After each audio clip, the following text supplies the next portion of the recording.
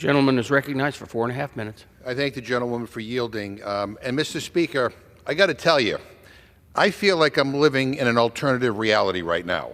I mean, liberty in laundry. Liberty in laundry. Are you kidding me, Mr. Speaker? I mean, you can't make this stuff up. Who came up with the title? ChatGPT? I mean, what's next? Changing the national motto to lint free or die? But it's no surprise, coming from the same Republican Party that gave us the Refrigerator Freedom Act and the Hands Off Our Home Appliances Act. Is something wrong with them? I ask that seriously, Mr. Speaker. Americans voted for lower grocery prices, not whatever the hell this is. This is insane. And as I listen to the gentleman on the other side talk about lowering costs for consumers, I have to wonder, what bill is he talking about? Because it's definitely not this one. This bill gives big companies license to cut corners and make bad appliances that use more electricity and water. To put it simply, they object to appliances that save consumers money on their bills. What the hell planet are these guys living on where that saves people money? I remember, Mr. Speaker, when a washing machine used to last 30 years. People could go their whole lives without buying a new refrigerator. Now they break all the time.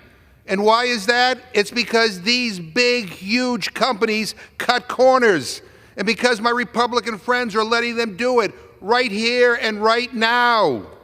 That's what this is all about. That's the Republican solution. Let the appliance companies cut corners so they can make a buck. Say it will lower costs, and then turn around and act surprised when everyone's crappy washing machine breaks down in 2 years. This bill is about one thing. It's about making money for big corporations at the expense of everyone else. That's all my Republican friends care about. And then we have the National Defense Authorization Act for fiscal year 2025. I have to tell you, my friends, the military budget is out of control. We're looking at over $1 trillion.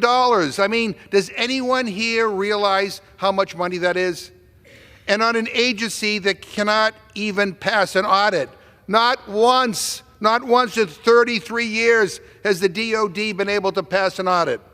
Meanwhile, I hear from every one of my friends on the other side of the aisle about the deficit, the deficit, the deficit. Long diatribes about the national debt. Where is that energy and passion today as we're talking about an agency that probably wastes more money in a second than most people earn in a year? And the kicker here is that all this money we spend on the military, a huge chunk of it doesn't even go to our troops. It goes to defense contractors. It goes to their CEOs. It goes to the military-industrial complex. No discussion on that on the floor today, just more money, more money, more money for the Pentagon. When does it all end? Now, don't worry, though. The Republicans, they found time to strip out language on in vitro fertilization for our service members.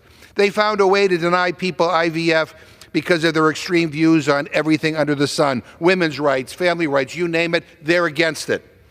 And they found a way to talk about transgender people, their weird obsession. They talk about transgender people and bathrooms more than they talk about jobs and the economy. They never miss an opportunity to divide people, to double down on the cruelty. And once again, the agenda of this majority is just all screwed up. And today's rule is just the latest example of how wrong their priorities are. Oh, and before I forget, one last thing, Mr. Speaker. This rule that we're debating provides for 3 more completely closed rules on legislation. This is the most closed Congress in history. This is the most authoritarian House in U.S. history.